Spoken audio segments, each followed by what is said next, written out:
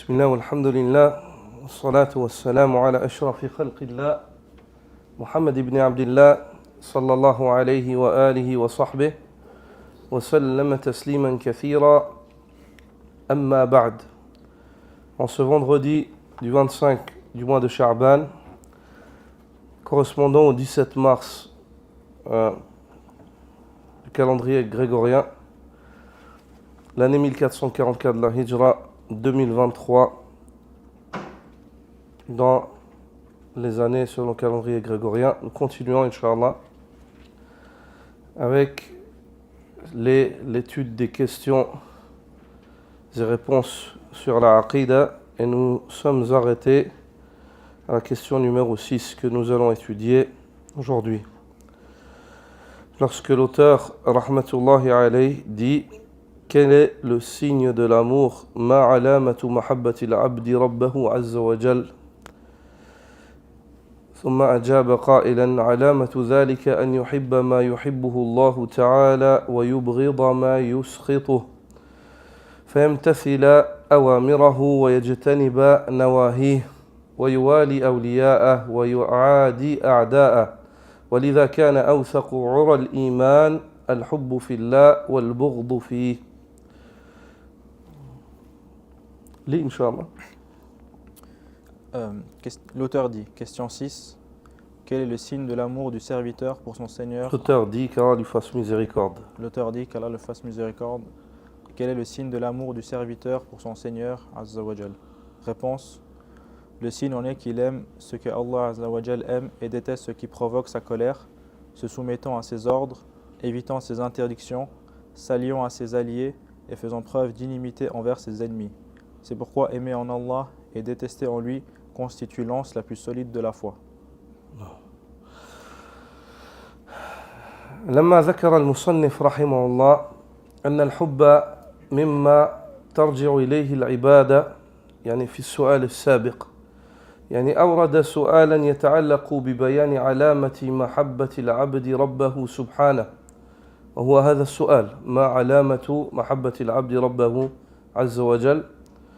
ثم أجاب هذا الجواب المبين أن علامة ذلك شيئين، أن علامة ذلك شيئان: الأول محبة العبد محبوبات الله وبغضه مساخطه، أي ما يوجب مساخطه. Lorsque l'auteur, qu'Allah lui fasse miséricorde, a évoqué dans la question précédente, si vous vous rappelez, que l'amour faisait partie du culte, de la ibada. Le départ de la ibada, c'est quoi? C'est l'amour, al-mahabba, kamal al-mahabba. Il évoque dans cette question quel est le signe qui témoigne de l'amour du serviteur pour son Seigneur. Quel est le signe qui témoigne de l'amour du serviteur pour son Seigneur? Puis il répond par la réponse dont vous venez d'entendre, qui a été lue par le lecteur. Et cette réponse-là, elle nous fait comprendre que le signe de l'amour du serviteur pour Allah, il est de deux. Il y a deux signes qui témoignent que le serviteur, il aime Allah. Le premier, le fait que le serviteur aime ce qu'Allah aime. Et le deuxième, le fait que le serviteur ait de l'hostilité envers ceux avec quoi Allah Azza wa Jalla est en colère. Envers ceux qui provoquent la colère d'Allah. Donc, qu'il aime ce qu'Allah aime et qu'il ait de l'hostilité envers ceux qui provoquent la colère d'Allah subhanahu wa ta'ala. Un serviteur qui aime tout ce qu'Allah aime et qui a de l'hostilité envers tout ce qu'Allah Azza wa Jalla n'aime pas, ce serviteur-là aime Allah. Ce serviteur-là aime Allah subhanahu wa ta'ala. وهما أمران متقابلان، فالمحبة يكون معها الميل والبغض تكون معه النفرة. Et ces deux choses-là sont deux choses qui vont en opposer. L'amour, avec l'amour, qu'est-ce qui va? Le fait que tu te penches vers ce que tu aimes. Si tu aimes, tu es attiré, donc tu t'inclines envers cela. Tu suis.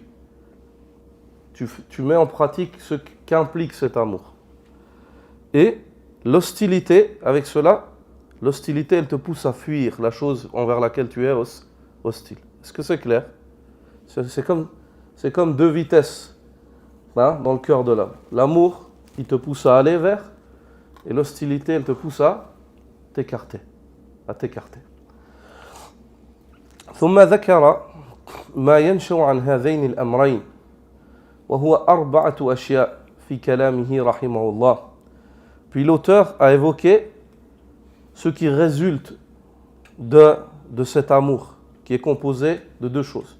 L'amour sincère il est composé d'aimer ce qu'Allah aime et de t'incliner vers cela, et de détester ce qu'Allah déteste et de reculer, de t'écarter de cela. Il a évoqué ensuite que ce qui résulte de cela, c'est 4 points. C'est 4 points dans la parole de l'auteur. Al-awwal, fi qawlihi rahimahullah, فيمتثل أوامره أي يتبعها. Le premier des points, dans la parole de l'auteur, lorsqu'il dit il se soumettant à ses ordres. Donc c'est ce qui résulte de l'amour sincère envers Allah subhanahu wa ta'ala, c'est que tu te soumets à ses ordres. 1. والثاني في قوله يجتنب مناهيه أي يبعدها تاركا لها. Le deuxième point, lorsque l'auteur dit et il s'éloigne des interdits divins, il s'en écarte ou il les écarte de lui. Tout ce qu'Allah a interdit, il s'en écarte ou alors il l'écarte. Si c'est dans sa vie et qu'il a une capacité de l'écarter, il l'écarte lui-même. Comme ont fait les Sahaba radiyallahu ta'ala anhum, quand il y a eu des interdictions qui sont venues, ils n'ont pas tardé. Ils les ont écartées tout de suite. والأمر الثالث في قوله رحمة الله عليه ويوالي أولياءه أي يحبهم وينصرهم. Dans la parole de l'auteur, en s'alliant à ses alliés.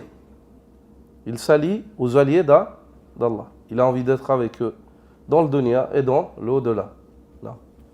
Ceux qui aiment Allah et ceux qu'Allah aime. C'est eux les alliés d'Allah. Ceux qui ont la foi et qui sont pieux. الذين آمنوا وكانوا يتقون. Allah subhanahu wa ta'ala décrit ses alliés dans sourate Yunus. ليلا وهم أولياء الله لا خوف عليهم ولا هم يحزنون الذين آمنوا وكانوا يتقون.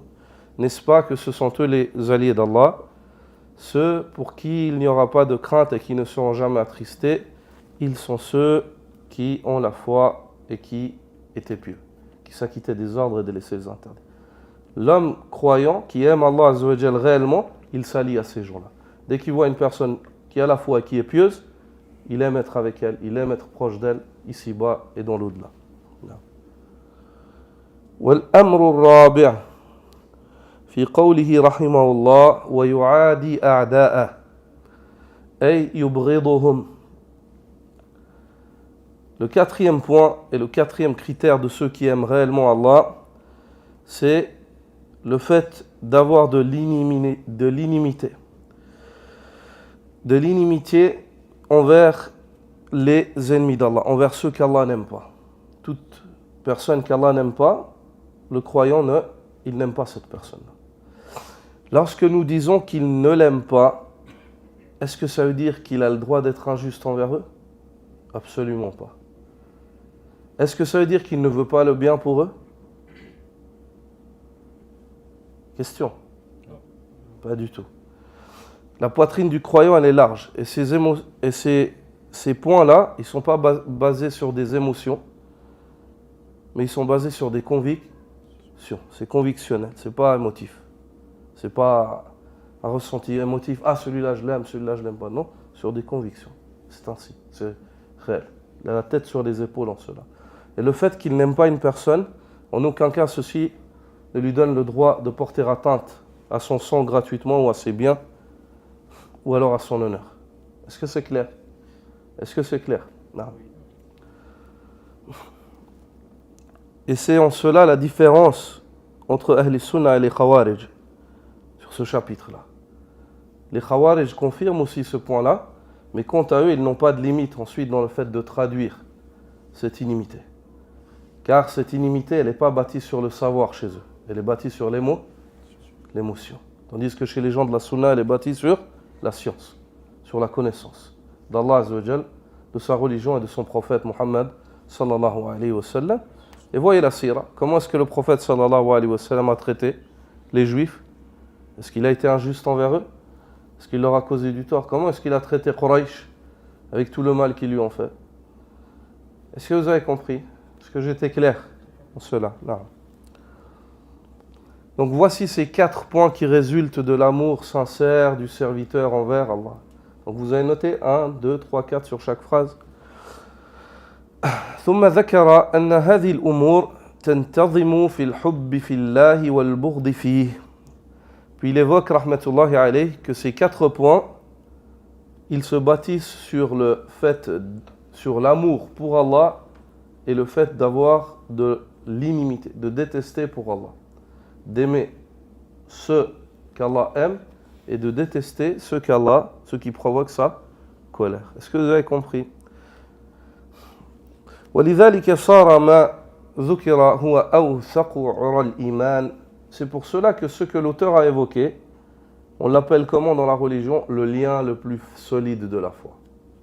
Le lien le plus solide de la foi, c'est le fait d'arriver à un degré où tu aimes tout ce qu'Allah aime et où tu n'aimes pas tout ce qui provoque sa colère et ce qu'Allah n'aime pas. Est-ce que c'est clair? Ça c'est lorsque la foi elle est bien attachée, elle est solide. Le lien, ça s'appelle awthaqu ura al-iman. Et awthaqu ura al-iman, comme le dit l'auteur, c'est pourquoi aimer en Allah et détester en Allah constitue l'anse le plus solide de la foi. Donc ça, c'est la base. C'est-à-dire qu'on reconnaît que l'homme il a une foi forte et qu'il aime réellement Allah lorsqu'il arrive à aimer pour Allah et détester pour Allah Azza wa Jal. وقد وردت هذه العبارة في أحاديث حسنة. Et cette formule-là, أوثق عرى الإيمان, elle a été narrée dans des hadiths qui sont bons. Comme ce que rapporte l'imam Ahmed dans son Musnad.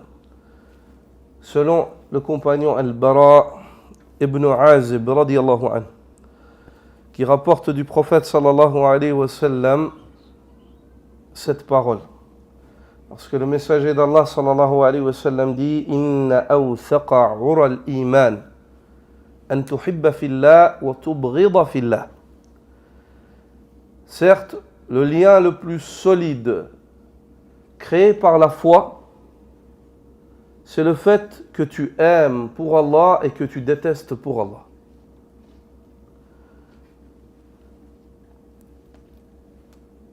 Ali ibn Abi Talib, radiyallahu ta'ala anhu, il est évoqué que lors d'une bataille, alors que son ennemi et l'ennemi d'Allah et de son messager, un homme armé aussi, 2 armées se rencontrent, il était en dessous de lui. Ali l'a dominé dans le combat et puis il s'apprêtait à le frapper avec l'épée. L'homme lui a craché dessus. Il a retiré son épée et il l'a laissé aller. Il a continué dans la bataille ailleurs. L'homme lui a dit, pourquoi est-ce que tu fais cela? Pourquoi il est venu? Pourquoi est-ce que tu ne m'as pas frappé? Il a dit, parce que lorsque je voulais te frapper avant cela, je voulais te frapper pour Allah. Et lorsque tu m'as craché dessus, j'ai eu envie de te frapper pour moi. Ça, c'est le fait d'aimer pour Allah et d'avoir de l'hostilité pour Allah. Tu ne fais pas une chose pour toi. Tu l'as fait pour Allah subhanahu wa ta'ala. Est-ce que c'est clair?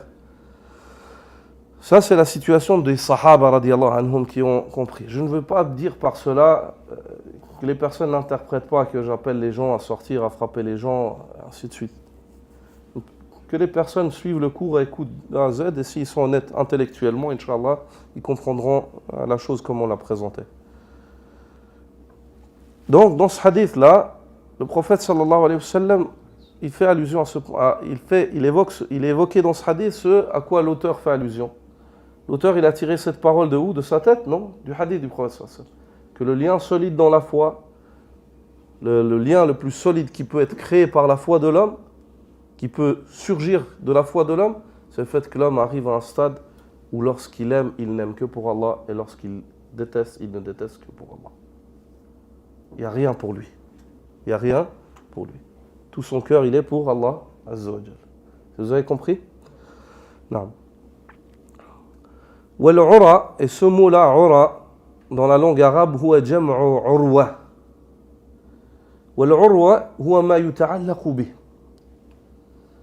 Ura, c'est le pluriel de urwa. Urwa, c'est la chose à laquelle on s'accroche. C'est l'anse, la chose à laquelle on s'accroche.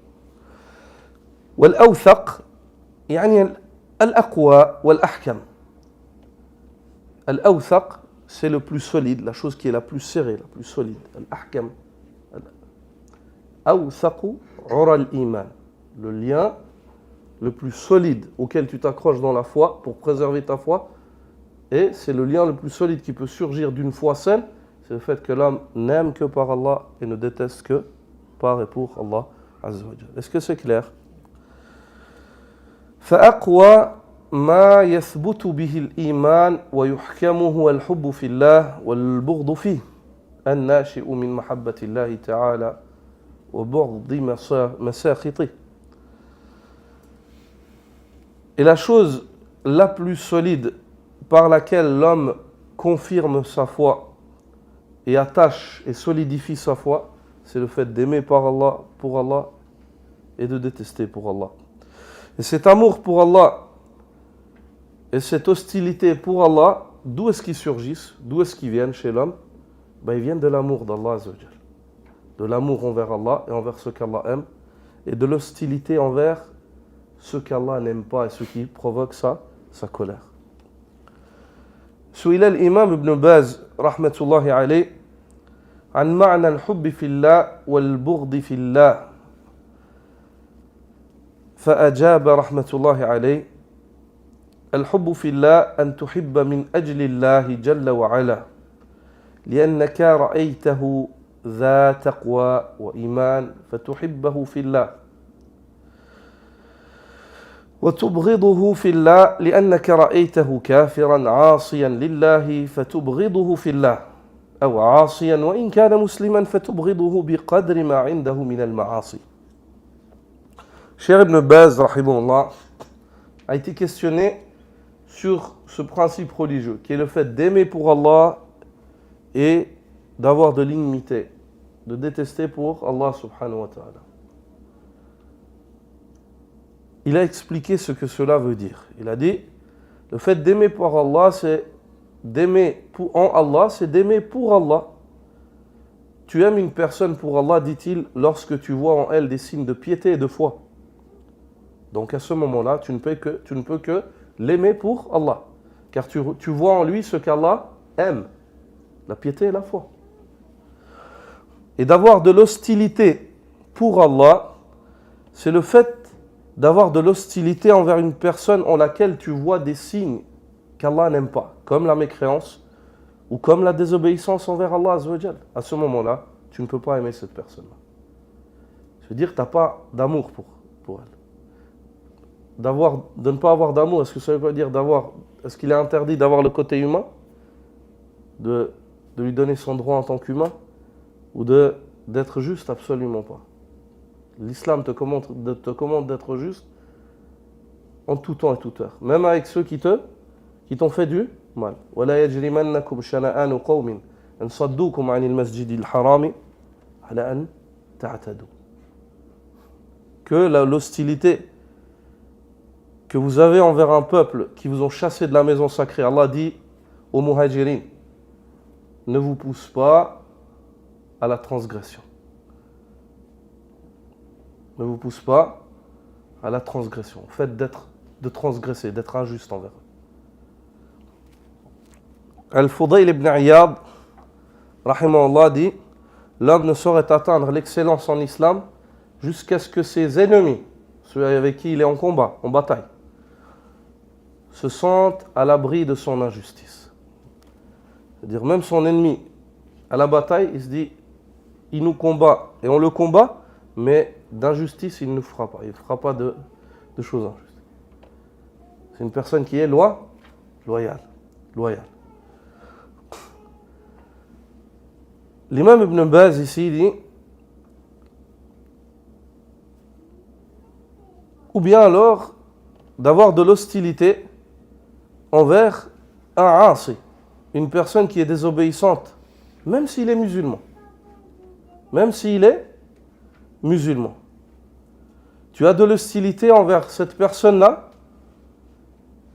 en quantité conforme à sa désobéissance. C'est-à-dire, il est musulman, tu l'aimes pour son islam, tu as un sentiment d'amour envers lui par rapport à ce qu'il y a de l'islam chez cette personne, puis tu as un sentiment d'hostilité envers cette personne par rapport à la quantité qu'il y a de désobéissance. Je te donne un exemple. Tu vois une personne le vendredi ici à la mosquée. Assalamu alaikum wa rahmatullahi wa barakatuh. Wa alaikum assalam wa rahmatullahi wa barakatuh. Tu l'aimes? Oui. Tu as un sentiment d'amour pour ton frère, fraternel. Pourquoi? Il s'est prosterné avec toi à Allah Azza wa Jal. Il a écouté la khutbah. C'est ton frère dans la foi. Tu le connais même pas, mais tu as un sentiment d'amour pour ce qui paraît chez cette personne de la foi et de la piété. Puis, si tu sors de la mosquée après l'Aïcha ou après un cours le soir, puis que tu le vois dans un bar en train de consommer de l'alcool, cette même personne, quel est le sentiment que tu as à ce moment-là? De l'amour ou de l'hostilité? L'hostilité. Tu es triste aussi pour lui, hein? Et tu n'es pas content de voir cela, mais tu ne peux pas dire qu'à ce moment-là, quand tu le regardes faire ça, tu ne l'aimes pas. Ceci même si c'est ton enfant. Pourquoi? Car ton cœur est dominé par l'amour d'Allah Azza wa Jal. Est-ce que vous avez compris? C'est un exemple par le biais duquel on ne peut pas dire après oui, ça veut dire ci ou ça veut dire ça. Je pense que c'est un exemple qui est clair. Est-ce que c'est clair pour tout le monde, les frères? Non. Il dit, rahimahullah, وهكذا المؤمن يتسع قلبه لهذا وهذا. Il en est ainsi pour le croyant. Sa poitrine est large. Dans cette situation, il aime cela pour ces critères qu'il a vus en eux, et dans cette autre situation, il a de l'hostilité envers cela pour ces critères qu'il a vus en eux. يحب في الله أهل الإيمان والتقوى. Il aime en Allah et pour Allah les partisans de la foi et de la piété. ويبغض في الله أهل الكفر والشرور والمعاصي. Et il a de l'hostilité pour Allah envers les partisans de la mécréance, du mal et des péchés. ويكون قلبه متسعا لهذا وهذا. Et sa poitrine est large envers cela et envers cela. C'est-à-dire qu'il n'est pas bloqué, c'est pas émotif, c'est sur des convictions. وإذا كان الرجل فيه خير وشر كالمسلم العاصي أحبه من أجل إسلامه وأبغضه من أجل ما عنده من المعاصي. Il dit, rahimahullah, vous voyez que la croyance des gens de la sunna, c'est une croyance qui est équilibrée, les frères. Il y a un équilibre. Il n'y a ni une hostilité totale, il n'y a ni un amour à l'absolu. Les choses, elles sont conformes à des bases et des principes. Des bases et des principes. Il dit, et si il voit en un homme le khayr, ainsi que le mal, comme l'exemple d'un musulman pécheur, à ce moment-là, dit-il, il l'aimera pour ce qu'il y a de l'islam chez lui et il le détestera pour ce qu'il y a du péché. Je vous ai donné l'exemple de cela. فيكون فيه الأمران الشعبتان شعبة الحب والبغض. À ce moment-là, dans ce cas-là, vont se rassembler les deux sentiments, les deux les deux actions du cœur, l'action de l'amour et l'action de l'hostilité dans ce cas-là. فأهل الإيمان وأهل الاستقامة يحبهم حبا كاملا. Quant aux partisans de la foi, ceux qui sont accrochés à leur religion, ils les aiment d'un amour complet, sans intérêt, sans rien, pour Allah Azza wa Jalla. Ils les aiment pleinement. وأهل الكفر يبغضهم بغضا كاملا. Quant aux partisans de la mécréance, il a de l'hostilité envers eux, d'une hostilité complète. Il n'y a pas un grain d'atome d'amour envers eux.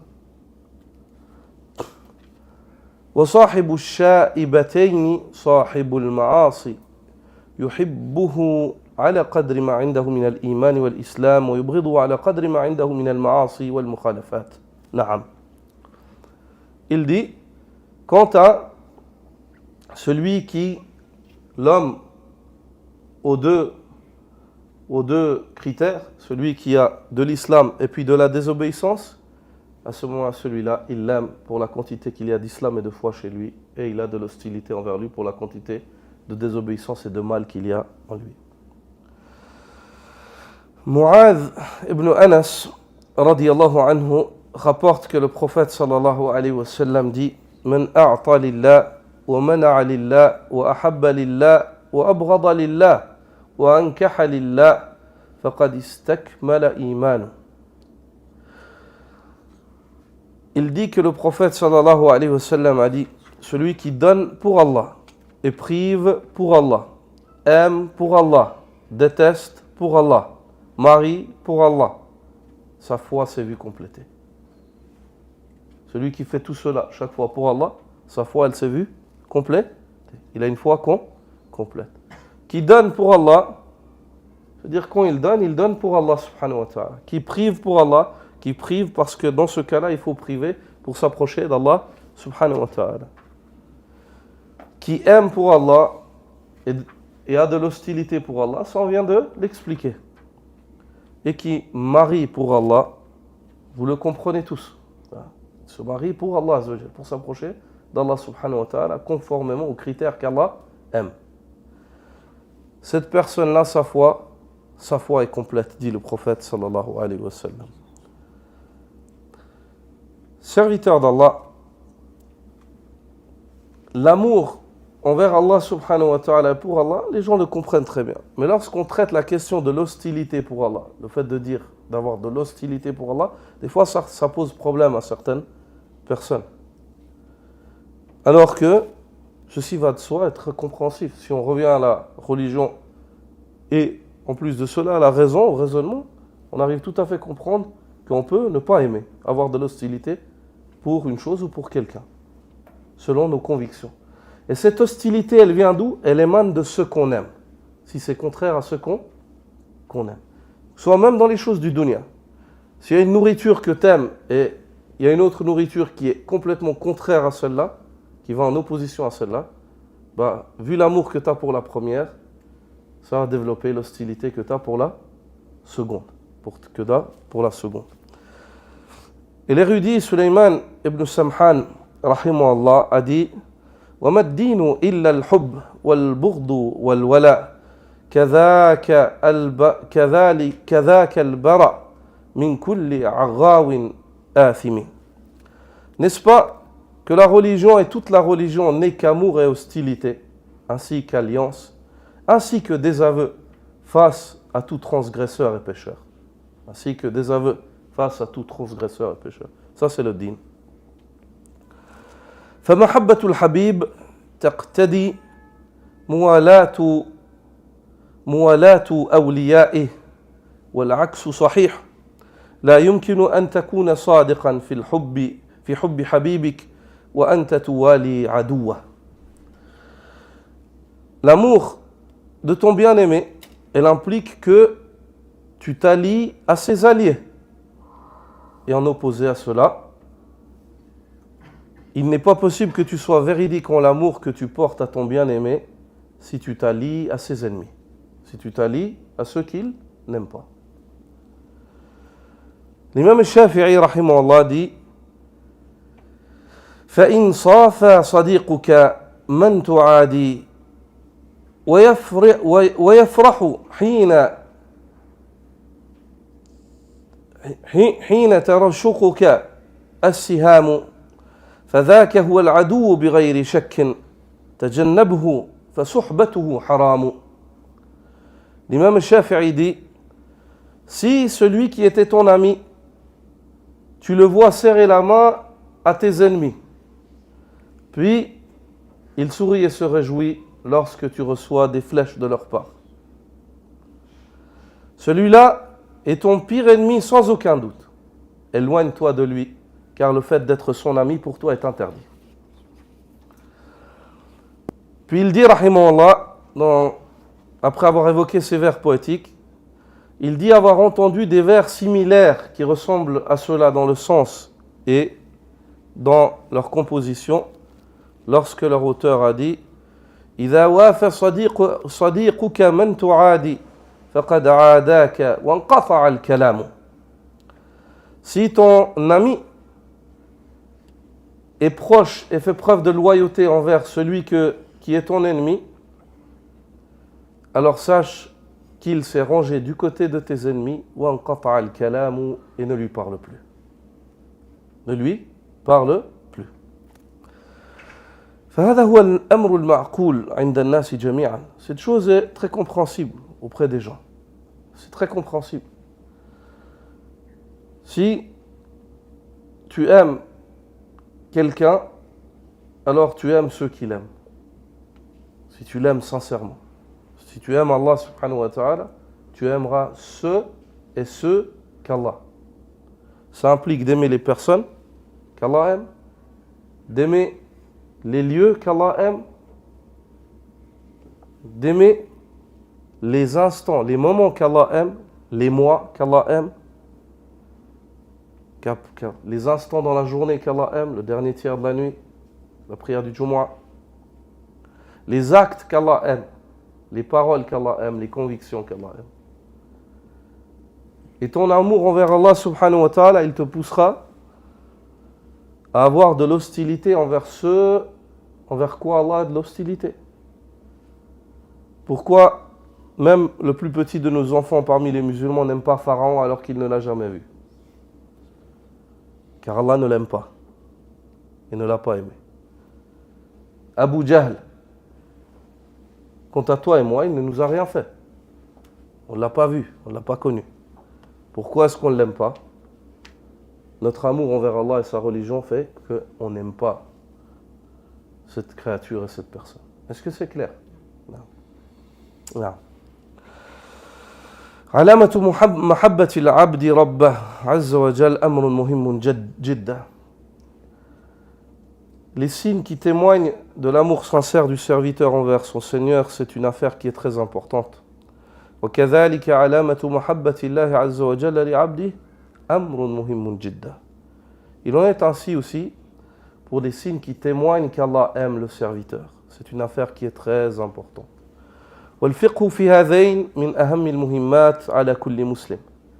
Et le fait d'avoir une compréhension, d'être érudit en cela, c'est une chose qui doit être importante aux yeux de chaque musulman. Chaque musulman doit se poser la question, est-ce que j'aime Allah? Est-ce qu'Allah m'aime? Et quels sont les signes par lesquels je peux déterminer que j'aime sincèrement Allah? Et quels sont les signes qui déterminent qu'Allah m'aime? C'est une question qu'on doit se poser. Notre amour envers Allah subhanahu wa ta'ala fait que nous devons nous poser cette question en tant que musulmans. أما كيف يعرف الإنسان صدق محبته لله عز وجل فقد جاء الخبر في قوله تعالى قل إن كنتم تحبون الله فاتبعوني. والجواب عن هذا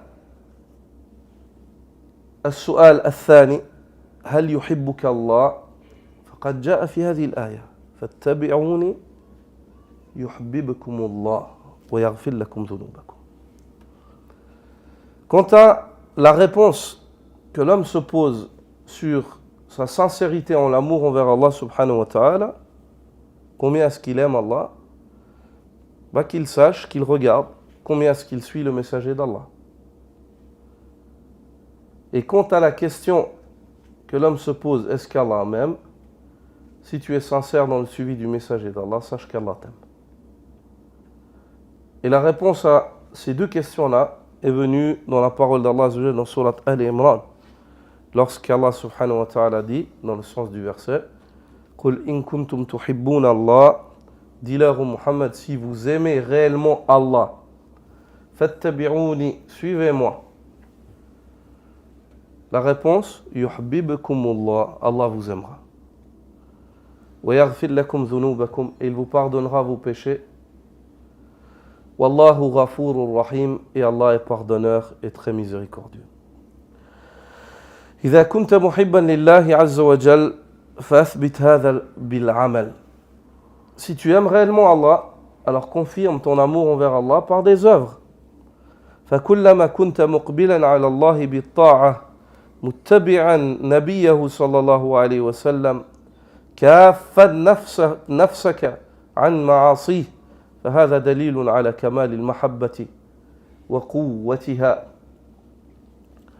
Si tu fais partie de ceux qui se tournent vers Allah subhanahu wa ta'ala par le biais de son obéissance et du suivi de son prophète Muhammad sallallahu alayhi wa sallam, qui se distance de tout acte de désobéissance et tout interdit. Ceci est un témoignage que tu es sincère dans ta prétention qui est le fait d'aimer Allah. Tu prétends aimer Allah et tu es un prétentieux sincère qui est droit. ومتى ما حصل تقصير أو نقص في ذلك فهذا دليل على النقص في المحبة أو التقصير فيها. Et lorsqu'il y aura un manquement ou alors une défaillance en ce qui vient d'être évoqué, l'obéissance envers Allah, envers son messager, le fait de délaisser ce qu'Allah t'a interdit, dès que tu seras manquant, que tu auras désobéi à Allah ou à son messager, ou bien que tu auras mis en pratique ce qu'Allah t'a interdit ou le messager t'a interdit, à ce moment, ton amour envers Allah, il régresse. Il régresse. C'est-à-dire que tu es défaillant. L'amour, il est défaillant, il n'est pas complet.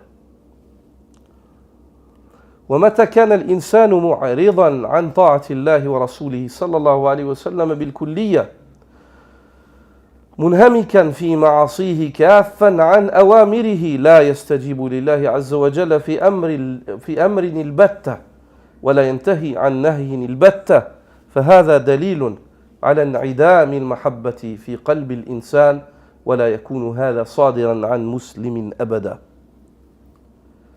Par contre, lorsque le cœur de l'homme est vide de l'obéissance d'Allah subhanahu wa ta'ala et de son messager, lorsque l'homme n'obéit absolument jamais à Allah et à son messager, il est plongé constamment dans les péchés. Jamais il ne s'acquitte d'un ordre. Jamais il ne délaisse aucun interdit. Jamais il ne s'écarte de ce qu'Allah azza wa jal lui a interdit. Cette personne-là, son cœur est vide, totalement vide de l'amour d'Allah azza wa jal.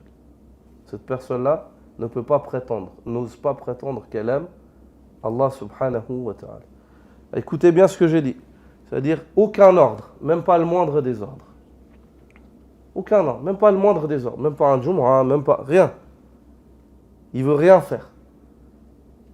Même pas le fait d'être bon envers ses parents en se disant « Ouais, Allah m'a ordonné, ou Allah me voit ». Rien. Rien. Il veut rien faire pour Allah de ce qu'Allah aime. Et il veut rien délaisser pour Allah de ce qu'Allah a interdit. Pour Allah de ce qu'Allah a interdit. Une personne qui est ainsi, son cœur, il est vide de l'amour d'Allah subhanahu wa ta'ala.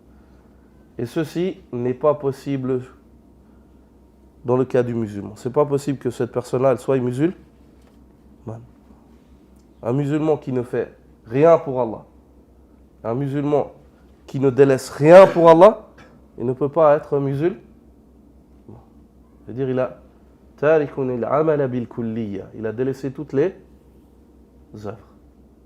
Ni parole, ni acte, rien. Quand je dis rien, c'est rien. Est-ce que vous avez compris? Donc on comprend que l'homme, dans la question de l'amour envers Allah subhanahu wa ta'ala, il y a trois situations. Al-ahwalu thalatha. Mahabbatun kamila, mahabbatun naqisa, wa mahabbatun gha'iba. La première, un amour complet, un amour manquant, et la troisième, un amour inexistant. Inexistant.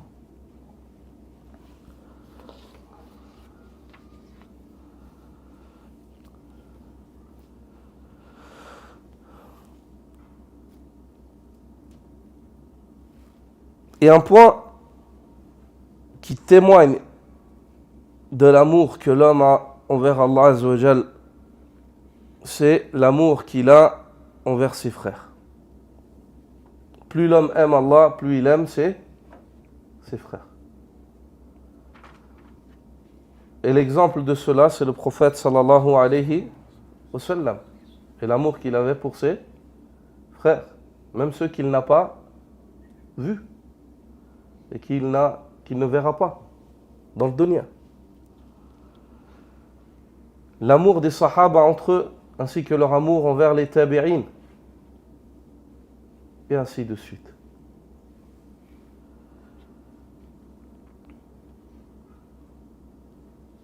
Et cet amour-là est d'un grand degré auprès d'Allah subhanahu wa ta'ala. Au point où ceux qui se seront aimés pour Allah, Yawm al-Qiyamah, ils seront enviés par les prophètes et les martyrs. Lorsque ils verront ce qu'Allah leur a préparé. Ils seront enviés par les prophètes et les martyrs lorsqu'ils verront ce qu'Allah leur a préparé. Et plus l'homme aime Allah, plus l'homme il aime ceux qu'Allah aime, donc il aime ses frères. Il aime ceux qui sont pieux et qui ont la foi. Et le prophète sallallahu alayhi wa sallam nous a demandé de prendre soin de cet amour. Il dit sallallahu alayhi wa sallam: إذا أحب أحدكم أخاه فليعلمه إياه. Lorsque l'un d'entre vous aime son frère, qu'il le lui dise. Anas ibn Malik رضي الله تعالى عنه rapporte et dit: كنت جالسا عند رسول الله صلى الله عليه وسلم إذ مر رجل فقال رجل من القوم يا رسول الله إني لأحب هذا الرجل. فقال صلى الله عليه وسلم: هل أعلمته ذلك؟ فقال: لا. قال صلى الله عليه وسلم: قم فأعلمه. فقام الرجل إليه فقال: يا هذا والله إني لأحبك في الله. فقال له صاحبه: أحبك الذي أحببتني له.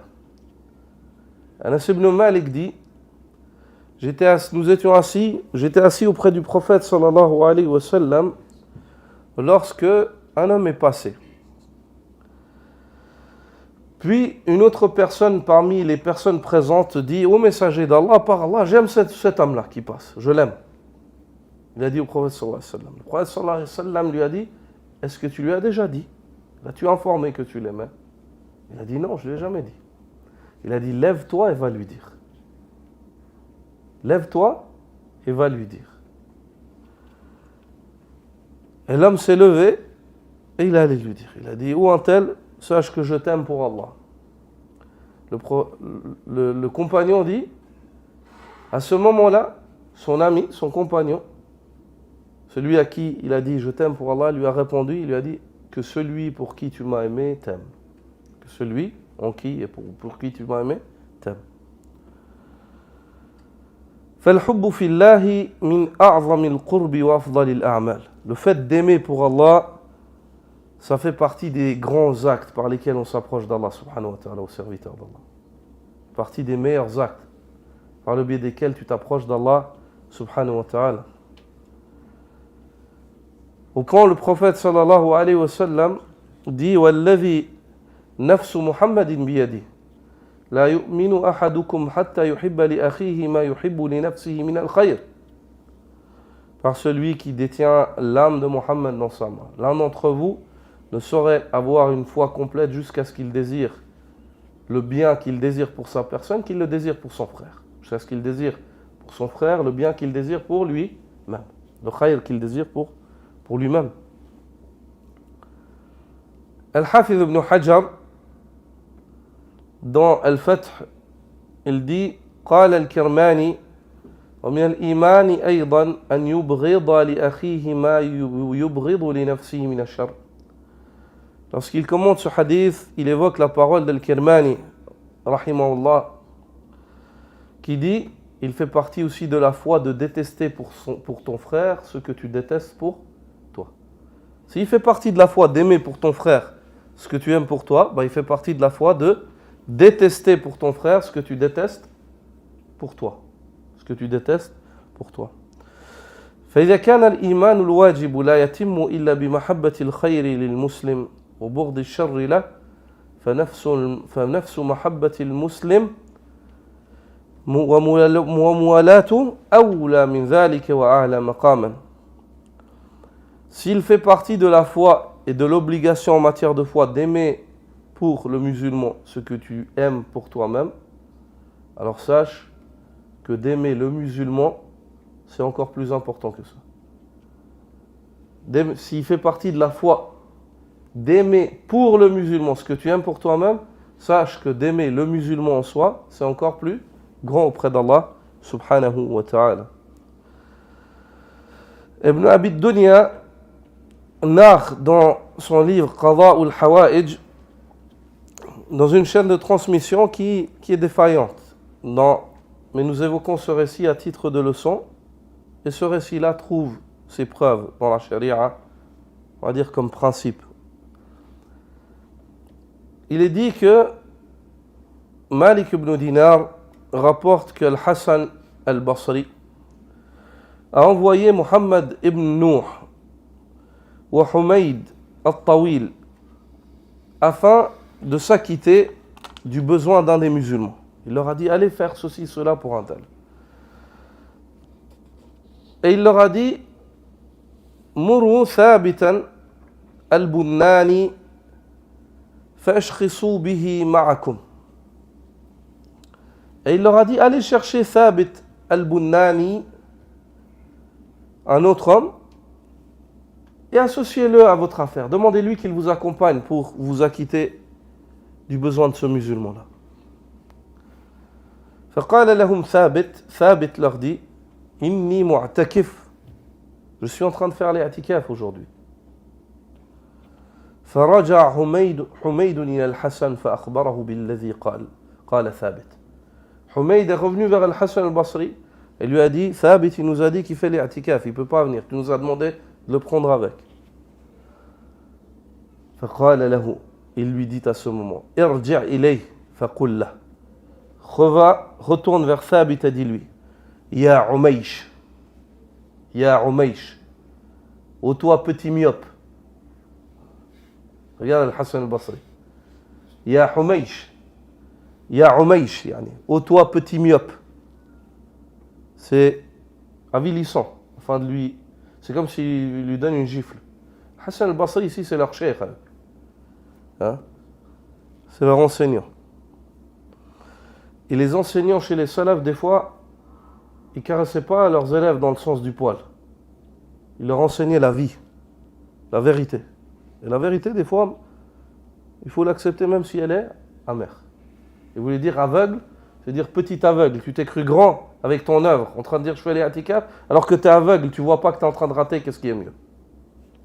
C'est ça que ça veut dire. Ya Umaysh, ô toi petit aveugle, petit myope. أما تعلم أن مشيك في حاجة أخيك خير لك من حجة بعد حجة. Il a dit, ô toi petit myope, ne sais-tu pas que le fait que tu accompagnes ton frère dans son besoin, c'est mieux pour toi que de faire des pèlerinages successifs, pèlerinage sur pèlerinage? Ne sais-tu pas ce que tu es en train de rater?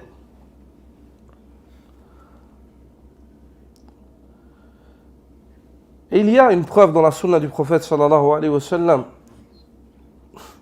dans un hadith qui a été corrigé et jugé bon par Cheikh al-Albani, Hassan par Cheikh al-Albani dans Sahiha, le hadith d'Ibn Omar, lorsque le prophète, radiyallahu anhuma, lorsque le prophète sallallahu alayhi wa sallam dit لأن أمشي مع أخ لي في حاجة أحب إلي من أن أعتكف شهرا في مسجد هذا ومن مشى مع أخيه المسلم في حاجة حتى يقضيها ثبت الله قدميه يوم تزول الأقدام.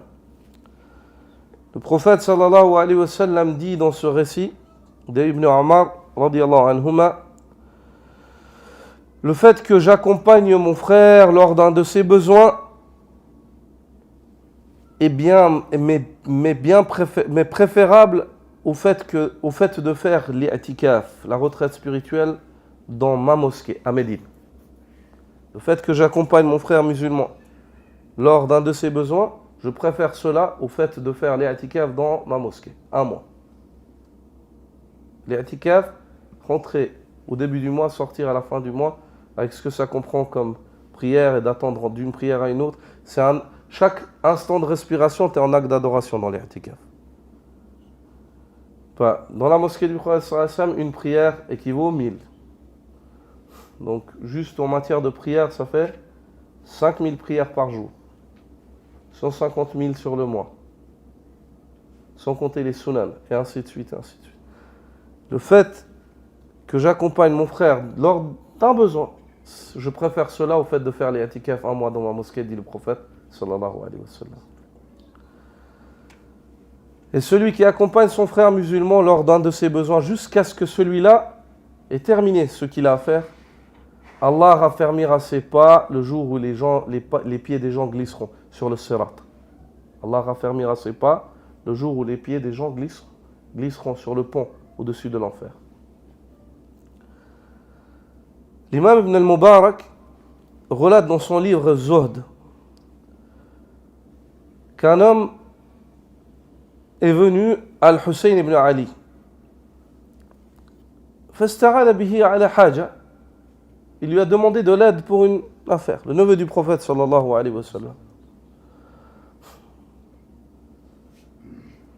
فوجده معتكفا. Il l'a trouvé en train de faire l'i'tikaf. فقال لولا اعتكافي لخرجت معك. Al-Hussein radiyallahu anhu lui a dit, si j'étais pas en train de faire l'i'tikaf, je t'aurais accompagné. Mais j'ai mis la niya de l'i'tikaf. فقال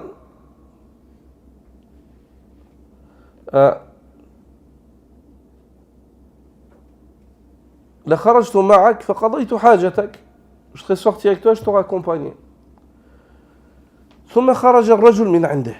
Puis l'homme est parti, il a quitté le Hussein.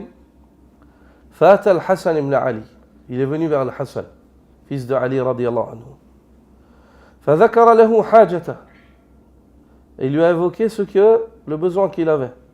فخرج معه لحاجته. Le Hassan est sorti tout de suite. Il est sorti l'accompagner. Et l'homme lui a dit, أما إني فقد كرهت أن أعينك في حاجتي. L'homme lui a dit, par contre, moi, si j'avais eu à t'aider dans la situation dans laquelle toi t'étais, j'avais eu à sortir pour t'aider, comme moi, toi tu es sorti pour m'aider, j'aurais pas réussi à faire ça. J'aurais pas. Il s'est étonné que le Hassan y réponde comme ça, rapidement. فقال له الحسن رضي الله عنهما لقضاء حاجة أخ لي في الله أحب إلي من اعتكاف شهرا. Il lui a dit, le fait que je m'acquitte du besoin de mon frère musulman pour Allah, de mon frère en Allah, m'est préférable au fait de faire l'i'tikaf un mois. Al-Hassan lui a dit. Je préfère aider un frère musulman que de faire l'i'tikaf pendant un mois. On ne parle pas d'une journée, que je sorte pendant ma journée. Que je sorte pendant ma journée. Ceci est l'ikhwa. Ce qu'on vient d'évoquer aujourd'hui, c'est quel est le signe de l'amour du serviteur pour son Seigneur? Ce signe-là, c'est lorsque le serviteur aime ce qu'Allah aime et qu'il déteste ce qu'Allah déteste. Et que cet amour envers Allah subhanahu wa ta'ala le pousse à obéir pleinement à Allah azza wa jal et à suivre son messager et à s'éloigner de ce qu'Allah azza wa jal lui a interdit. Et plus l'homme fait cela, plus il sera aimé par Allah azza wa jal. Et parmi les grands actes par le biais desquels l'homme est aimé par Allah, c'est le fait d'aimer les musulmans. Et lorsque nous avons évoqué l'hostilité envers ceux qu'Allah azza wa jal n'aime pas, nous avons évoqué qu'il est absolument interdit, cette hostilité n'implique pas l'injustice. Et tu te dois d'aimer le khayr pour tout un, chacun parmi les fils d'Adam. Le prophète sallallahu alayhi wa sallam dit, aime pour les gens ce que tu aimes pour toi, tu seras un bon croyant. Subhanaka wa bihamdik, ashhadu an la ilaha illa ant, astaghfiruka wa atubu ilayk.